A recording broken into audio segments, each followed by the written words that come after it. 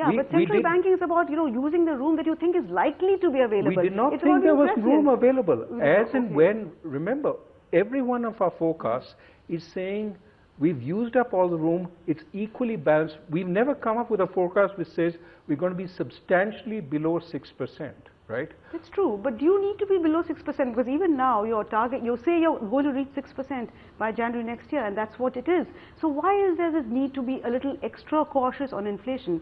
And that brings me to my next question about being data dependent. Yeah. I know all central banks are data dependent, including the Fed, which doesn't know whether the US economy is growing or contracting. You have a much more tougher task on hand. But given the fact that data A comes with a lag, B is very often unreliable, and we have long transmission gaps, is so this dependent on, no, I suggest discretion. Data dependent. So go on sentiment, go on intuition. Not intuition, but based on institutional knowledge, based on, a little bit more discretion. Right. If you look at the US Fed, it has far more discretion. It uses its discretion wisely, unwisely, only one can, I think if you look at the US Fed, that we give all this great thing, their statements have been changing repeatedly.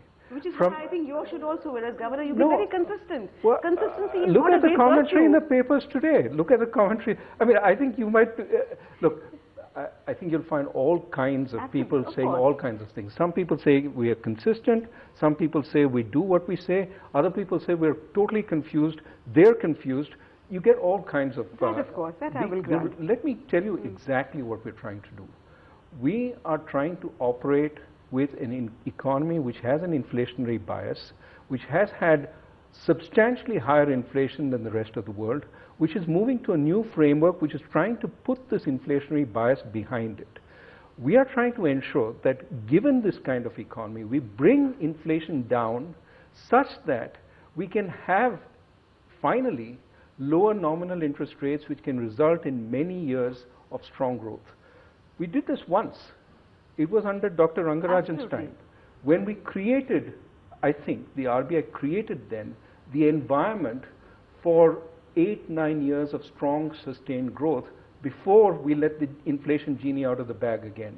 And we let it out because, again, we stopped paying attention to the underlying inflationary forces and chose to respond to people who said, oh, cut interest rates, growth is low, etc., when growth was already substantially stronger than we anticipated.